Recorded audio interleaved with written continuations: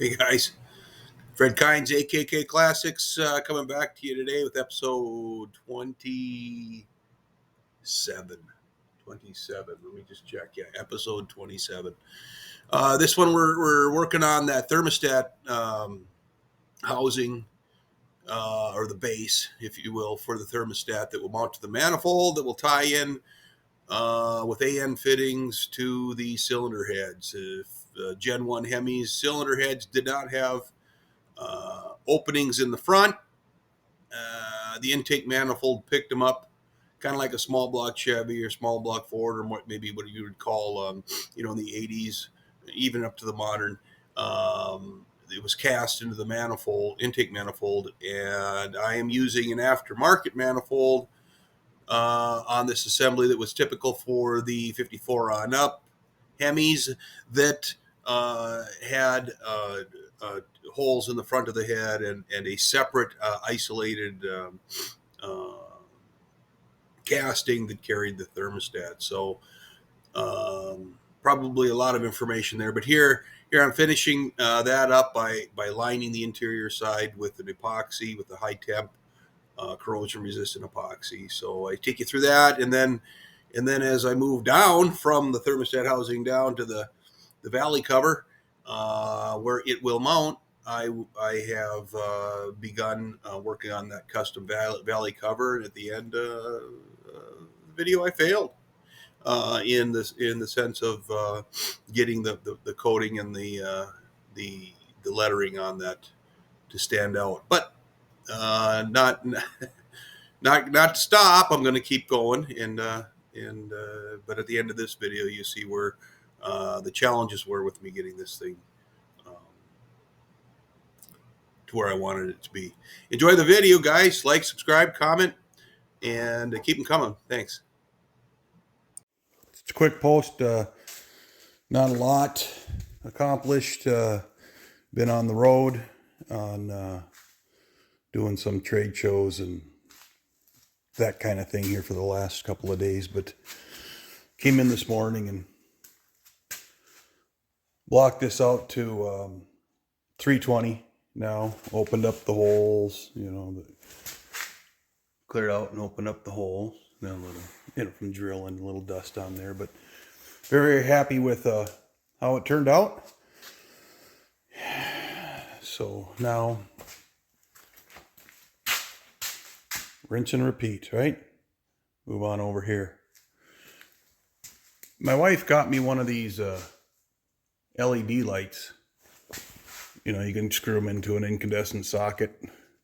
You can move them all around. I had a magnet that I bonded into an old yard light, or I don't know what you would call that. But I'll be darned. So now I can put that on anything. I'll plug it in here. And I got some serious,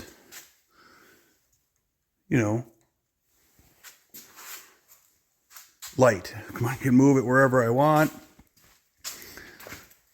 Move it down the side. I'm not going to go and adjust it, but you can see shadow lines and everything in there. Everything in there to get it as clean and as straight as you desire. So pretty happy with how that worked out. Pretty simple. Pull it off the magnet. Stick it wherever you want. You can cast, and adjust so that you can find shadows and, see imperfections. Some dings there and paint drips there. But works good. Gives you the opportunity to move things around and high definition, right? It makes the job so much easier and so much quicker when you can cast light at different angles across a piece of metal like that. Anyway, that's what I have to offer today. Alrighty, just getting into the other side. One smooth coat of really smooth. No, one coat of mud over on this area. There were some weldments there, or some, what would be probably the rear running board and or fender brackets came off of there, and I had to quick jump in and weld them up. They were welded up on the other side. I evidently forgot to weld them, so that's where I cut the rivets off. They were showing themselves. They were loose a little bit in the hole, so I dialed up the welder and hit it with heat and burned them in, and then ground them before I hit it with body filler. And so here, sanded it down, applied a couple of coats, took a small amount and just put it over the top where I saw pits or plug welds or anything like that. I'll come back in and clear out the holes, you know, sand it all down. So that's phase one. There isn't a lot of difficulty to this type of a process, and you know, some say, is it even worth it, you know, for a driver? And the answer is probably not. You know, this is designed to drive down the road, go to a few shows, that kind of thing, but not be a trailer queen. So whether it's worth it or not, I have the time to do it right now because I'm still waiting. So anyway, got that in, getting it ready to block out. Mud's still wet, still can smell it. This side, of course, is done. And then the remainder is the front leg and the rear leg on each side. So it's going well. I anticipate again, next week, so most of the videos here with the frame and the painting and bodywork on the frame are consolidated to about a 1 week period. It's early in the morning. I usually get an hour and a half, I suppose, to 2 hours. This morning I woke up kind of early. We're hitting 5:30. I've got about an hour into getting into the garage, getting the furnace turned on, and getting things going. So anyway, that's where we are today. All right, so at this point, we're going to go ahead and do an experiment on something I have way too much time in. Crock pot. You know, one of them fancy ones from the kitchen. I told my wife that I wanted to make a buffet. Clean cat dish. Part B of a high temp corrosion resistant epoxy. Part A of a high temp corrosion resistant epoxy. It's a 3-to-1 mix by weight. I'll get the scale out, do that. I've got a Pepsi, and I've got my thermostat housing. And what I'm going to do is take and take and put material in here and slosh her all around. So you can see the welded plates right here to get my thread depth. And we're dealing with aluminum, so I got a 1/2 inch of thread depth there. Everything else is welded on, allegedly sealed up, no pinholes, so on and so forth. But I still want to line the entire inside of this. You can see a washer on the 5/16 bolt, which allows me to put a fiber seal on there when that bolts down to the manifold. The Pepsi, that's for me to drink. Anyway, the setup is beginning. You can see the crock pot is on, and I'll get the scale out and begin putting material in the cups. Okay, when doing this with an Instapot, keep warm.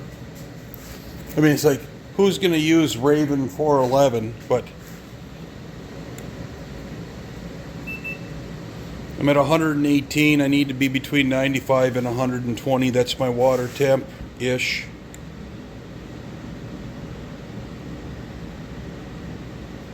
.98 degrees. 109, of course, the volume is less in that than in that. But at this point, just trying to get them both up to 120, somewhere in that neighborhood. Pull them out. I made myself 2 little stir sticks. Stir them, mix them together, stir them for 1 minute, and then pour into here. You can see the viscosity is I did save it. I didn't even get my finger. Okay, the viscosity is relatively thick on this one. You know, thick, but not as thick as the white part. So it's gonna flow like I don't know, 20 below motor oil. You know, it's gonna flow pretty slow. I have a relatively small piece, so I have a working time of 40 minutes. So clearly, all I need to do is, you know, get everything in here.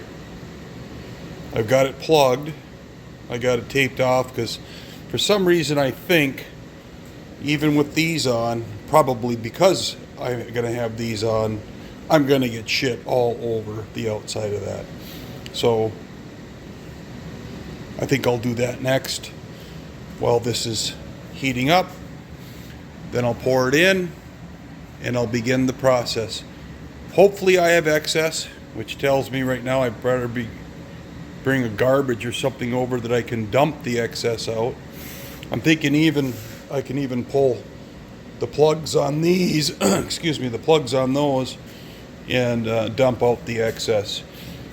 I'm not going to take a significant amount of volume up in there. I mean, my build will be pretty good, you know, maybe even up to 1/8 of an inch. This you can build out to 1/4 of an inch. So with a full cure, temperature's 400 degrees F. So it's easily going to be a good combination for the thermostat housing, but I'm guaranteed a seal at the end of the day. This isn't something that is a quick and easy. It's not something you could line a gas tank with or things of that nature, even though it's chemical resistant. You could, but somehow you'd have to get in there and to make sure it gets everywhere. This is designed for a spray application through a special mixer for lining sewer systems and large municipality type water pipes and sewer systems. It bonds to everything. It doesn't care unless you've got, if you're bonding to something that's on the surface that's bonded, that's somehow connected to the surface, scale and stuff like that, of course, you're not going to have very good properties. But if you've got clean material, and especially sanded material, because of course that creates more bite. This was all sanded before I had assembled it, so I just cleaned it out. I used vinegar, sprayed the whole inside just so that I had a little bit of acidity to bite up anything in there and then neutralize.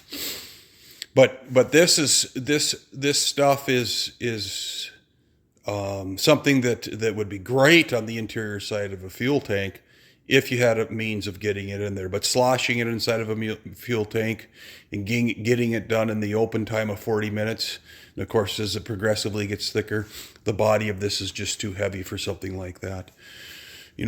So this is the same product that I used on the inside of those frame rails. It is considered a structural epoxy because of its build, excellent compressive and tensile strength. Nothing I need for this, but at the same time, it's an excellent product that adheres well to any metal, concrete, so on and so forth, any type of a surface. And once it envelops the interior side of that material, it becomes a liner that whether it's sticking to it or not, it becomes one piece inside on the inner diameter. So it isn't going anywhere. Yes, I do want it to seal, but I want it to wrap or envelop the entire inside of that piece, so I prevent leaks. So, without further ado, we'll hurry up and wait until I get to 120 degrees-ish.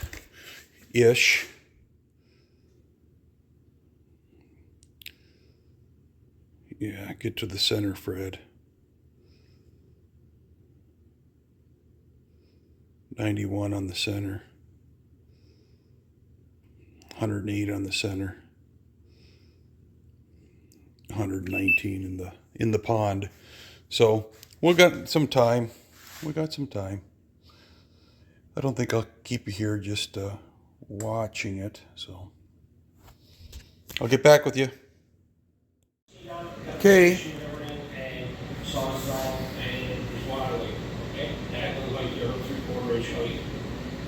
Get an idea of how loose it is. So I basically rotated and tilted, and I could look up through the thermostat, where the thermostat mounts. I could look up into the hole and make sure I got every corner all over inside of it done. Then I plugged it, okay, and that's open. I got the bottom of the plug there. It's an open plug, so any of the excess material now will flow, seal the top, and then flow into the plug. So that's it. I mean, that's the game. And at this point, we will wait 6 hours. Well, we'll wait a few hours and start I'll wait. Let me start over. I will wait until this is, I can stick my finger in it, right? And it's relatively solid, but my finger doesn't remove material. It doesn't come off onto my finger. And then I'll begin to untape that and clean it up. I'm pretty confident that with that viscosity, it's going to narrow these holes, but that's perfectly fine. I'll go in and I'll clean those holes out from here, with a drill bit or whatever it takes to clean them out. But actually, a little bit nervous when I got started on how I'm going to do that, but visually I could see it. The only thing I would add is, as I read the technical data sheet on this, the gun temperature is 145 degrees. So I got everything to 120, mixed it for probably almost 2 minutes until I had a continuous gray, just using a stir pedal until it was consistent color all the way through, one part black, the other part white, till it was consistent all the way through. And then I just simply came over here and took my heat gun and kept the material heating. I apologize for the background noise if it's in this video, but I didn't turn the TV off for this recording. Okay, I did unmask it. I got some cleanup, and most of that is the stuff on the tape, so it's not mixed. It did get hard. It's not completely cured. There's a little bit of softness, so you can see I dug a little bit into the where that bolt needs to come out, and I'll get the bolt and washer out of that. But we can see that the coverage, there's the 1/4-inch plate right there for the 1/2-inch threads. But the coverage got all the way in there. You can see the entry into the AN fittings for the water, for the coolant lines. And again, if I need to spend any amount of time on opening those holes up, I can just run a bit in from the top side here. So anyway, I'm going to clean it up, clean the outside up, and clean my hands up, but very happy with the results. Thanks.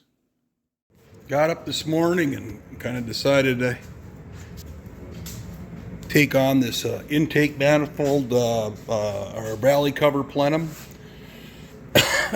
Excuse me. Lisa got this blue, or this pearl, has these pearl powders, so I thought I'd use them and you can kind of see the hint of blue in that gray there. That's just acrylic because she uses it for painting. But that's without, well, let's see here. That's without, you can kind of see the hint of blue in there. So I figured I'd get a hint of blue and a hint of gold in the lettering on the valley cover plenum. So I filled it with a high build primer. Try to get out of the light here. And I blew it across, but you can see I made a mess. But you can also see that the primer, of course, it's going to shrink as it cures. It's shrinking below the surface. I wanted it to shrink some. So I can tape it off and then block out the manifold. I want to go with a black wrinkle on here. Okay, so it's sprayed right now with the black. Excuse me, I'm a little sick today. It's sprayed now with the black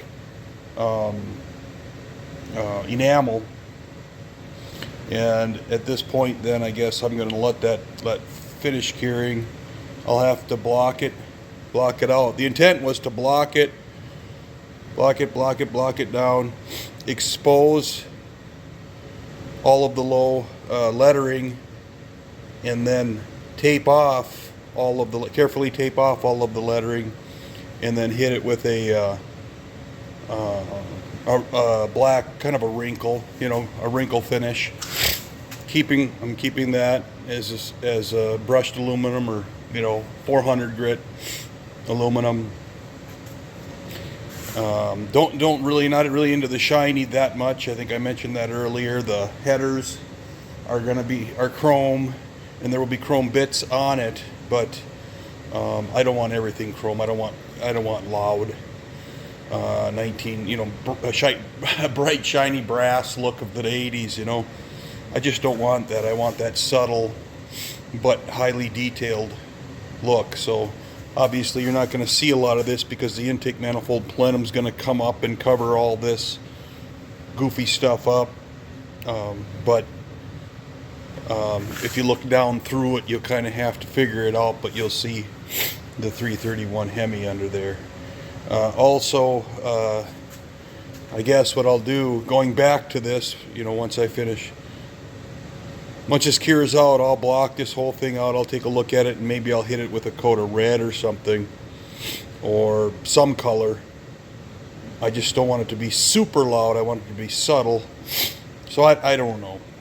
Any ideas on this is I take, but basically come back and fix the coloring on the 331 HEMI part of it, and then do the black wrinkle finish. So I'm going to let it settle in and cure. Of course, it'll shrink even more. It'll expose. It'll drop in for that 3D effect into the wells where it was routed out, and then I can come back and start playing with it again.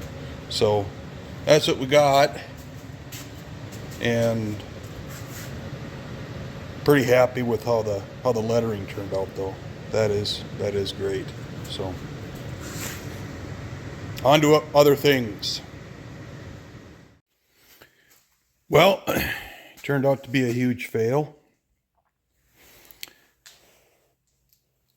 I let that automotive surfacer is what I used, primer filler, I guess. And it's a heavy bodied primer that goes on, and then you can block it down. I came back, hit it with red to get the letters, and planned on blocking it down. And as you can see, I'm back to the aluminum because everything lifted out. The surfacer, which is a gray product,